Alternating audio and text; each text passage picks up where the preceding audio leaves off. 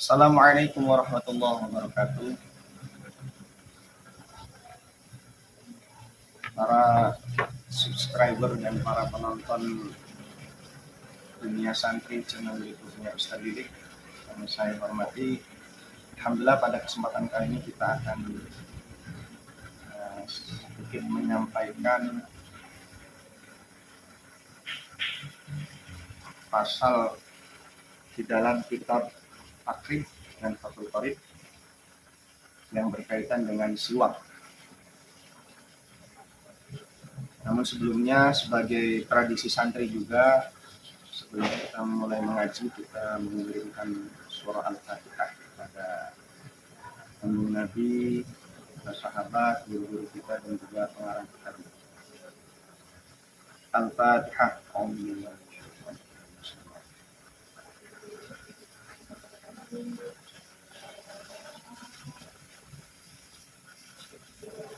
Bismillahirrahmanirrahim. Faslun isti'mali alatis siwaki. Pasal menjelaskan tentang penggunaan alat siwak. Wa huwa min sunanil wudu'i. Bersiwak merupakan salah satu sunnah wudu. Wa yutlaqu dan diungkapkan as-siwaku siwak aidon juga ala ma yustaku bihi, untuk perkara yang digunakan untuk bersiwak, min arokin dari kayu arok, wanah ini dan sesamanya. Wasiwaku mustahabun fi kulli halin, dan bersiwak disunnahkan fi kulli halin pada setiap keadaan. Jadi dalam kesempatan kali ini akan menjelaskan tentang penggunaan alat siwak. Dan bersiwak ini merupakan salah satu sunnah wudu. Bersiwak mustahabun disunahkan fi kulli halin pada setiap keadaan.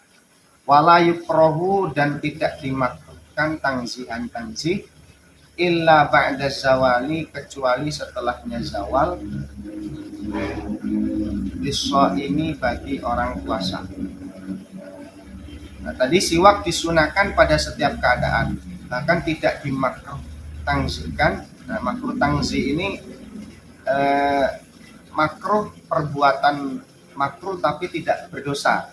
Nanti istilah di fikih itu ada makruh tangzi, ada makruh tahrim, dan haram itu berbeda. Nanti dalam kesempatan lain akan dijelaskan. Yang jelas makruh tangzi itu perbuatan makruh yang tidak berdosa, seperti menyalahi adab. Kita menggunakan atau memakai pakaian didahului dengan tangan kiri, atau makan sambil berdiri, itu beberapa contoh yang makruh tangzi. Di sini juga berarti contoh makruh tangzi yaitu bersiwak ketika setelah zawal, bagi orang yang fardhon, baik fardu au naflan atau puasa sunnah. Watazulu dan hilang al-karohatu, hukum makruh, bihuru bisyamsi, sebab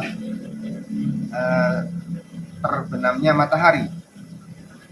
Bagi orang yang berpuasa juga, bersiwak itu akan hilang kemakruhannya setelah tenggelamnya matahari. Wakhtaro, sedangkan memilih An-Nawawi, Imam An-Nawawi, adamal karohati, tidak adanya hukum makruh mutlakon secara mutlak. Bahkan Imam An-Nawawi berpendapat tidak ada makruh secara mutlak, baik yang berpuasa maupun apalagi yang tidak berpuasa. Wahwa bersiwak, ay as-siwaku bersiwak, fitalah tati mawadi'a, pada 3 tempat, asyaddu istihbaban, kesunatannya lebih ditekankan lagi, sangat ditekankan lagi, min ghairiha, daripada selain 3 tempat ini. Ahaduha, yang pertama, inda taghayyuril fami, ketika berubahnya keadaan mulut, min azmin, dari azm. Qila huwa sukutun tawilun, ada yang mengatakan azm itu sukutun tawilun, lamanya diam.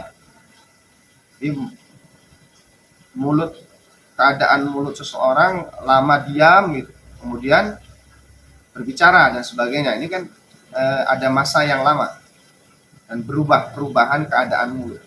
Wakilah dan juga yang mengatakan bahwa tarkul ukli, yaitu meninggalkan makan atau tidak makan dalam waktu yang lama, bukan puasa.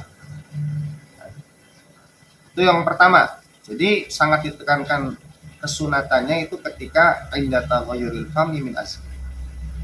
Wa inna ma qala wa ghairihi, dan selain azm. Selain tadi pengertiannya sukutun tawilun, diam yang lama atau meninggalkan atau tidak makan yang lama.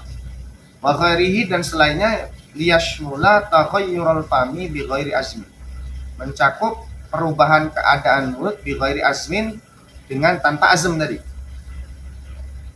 Seperti apa? Ka'ukli dirihin, seperti makan barang yang berbau karihin yang dibenci, yang tidak disukai. Min taumin, dari bawang merah, wa basolin, dan bawang putih, wa ghairihima, dan selainnya seperti jengkol, petai, dan sebagainya. Nah, ini. Jadi yang pertama tadi ya, perubahan keadaan mulut sebab azm atau selain azm. Nah, selain azm ini mencakup memakan makanan yang berbau tidak enak, seperti makan bawang merah, bawang putih, jengkol, petai, dan sebagainya. Itu setelah itu sangat ditekan sekali kita untuk bersiwak. Watani, dan yang kedua, endal qiyami, ketika bangun, ail istiqodhi, maksudnya bangun, minan naumi, dari tidur. Ini juga sangat ditekankan sekali kita untuk bersiwak ketika bangun dari tidur. Wasal itu, dan yang ketiga, endal qiyami, ketika hendak ila sholati, mengerjakan sholat. Fardhon, baik sholat fardu, au naflan, atau sunnah. Yang ketiga, ketika kita hendak melaksanakan sholat, itu juga sangat ditekankan sekali kita untuk bersiwak. Kemudian wayata'akkadu, juga sangat dikukuhkan aidon fi ghairi talatati, pada selain 3 tempat al-madhkurati yang disebutkan, mimma huwa madhkurun fil muqawwalati, disebutkan dalam kitab yang penjelasannya lebih panjang. Qiraatil Qur'ani, seperti ketika hendak membaca Al-Qur'an. Tapi di sini tidak disebutkan. Maksudnya di dalam kitab-kitab yang mungkin di sini saya bawa kitabnya juga di sini disebutkan, ya. Kemudian wasfiroril asnani, ketika menguningnya gigi kuning itu, ketika giginya mulai kuning gitu, sebab hal-hal tertentu, itu kita sangat dianjurkan juga untuk bersiwak. Kemudian wayusannu, dan disunnahkan ayanwiya bisiwaki as-sunnata, disunahkan kita ketika mau melakukan siwak juga berniat sunnah melaksanakan siwak. Kemudian wa ayastaka biyamini, disunahkan juga kita ketika bersiwak itu menggunakan tangan kanan. Jadi tadi saya bawa siwaknya, itu kita nanti ketika bersiwak itu kita menggunakan tangan kanan.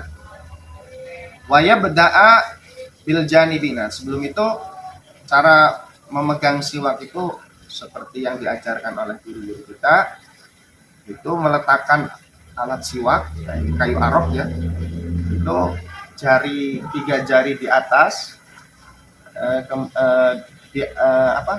siwak itu diletakkan di atas 2 jari ibu jari dan kelingking, dan di bawah 3 jari ini.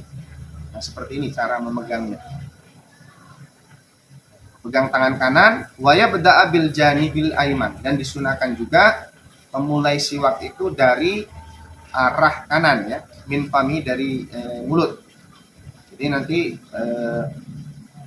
jadi kita mulai dari gigi atau mulut bagian kanan dulu.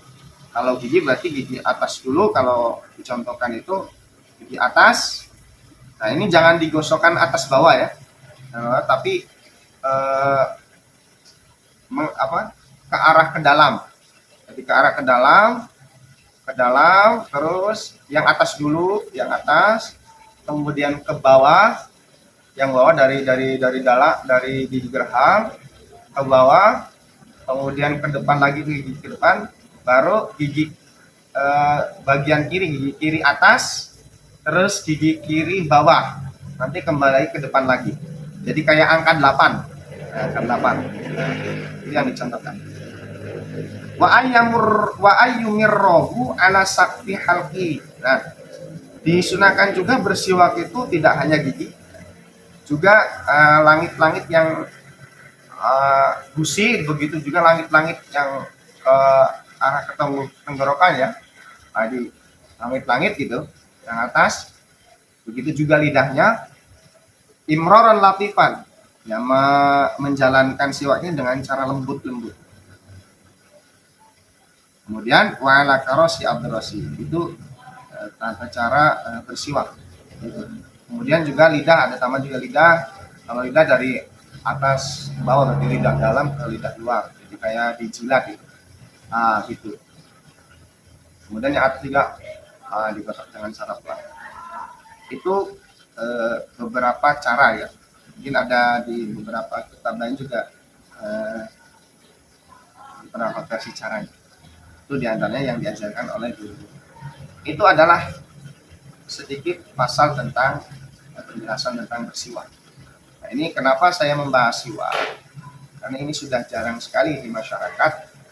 Alhamdulillah kalau di kalangan santri masih kita ajarkan, kita sampaikan, dan bahkan kita tekankan untuk diamalkan.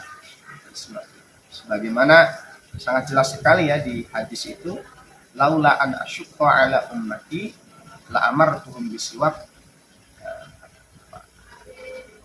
aku lisalah. Bahkan Kanjeng Nabi sangat menekankan sekali yang namanya siwak, sampai-sampai beliau la amartuhum bisiwak aku lisalah. Saking sayangnya Kanjeng Nabi mungkin gitu ya, kalau tidak memberatkan pada umatnya, saya siwak itu sangat diperintahkan lah Kanjeng Nabi. Nah itu diantaranya siwak ya. Juga ini manfaatnya juga faedahnya sangat besar sekali gitu. Bersiwak ini diantaranya menyehatkan mulut kita, membersihkan mulut kita, walaupun sekarang sudah ada sikat gigi gitu. Jelas di sini juga bahasanya adalah alat siwak, jadi sangat disunahkan menggunakan alat siwak min arokin wa nahwi. Ini kayu arok. Paling itu aja dari saya.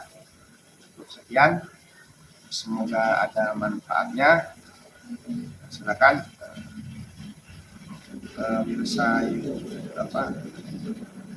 subscriber channel Dunia Santri untuk bisa mengamalkan, karena bersiwak ini sangat besar fadilahnya. Terima kasih. Assalamualaikum warahmatullahi wabarakatuh.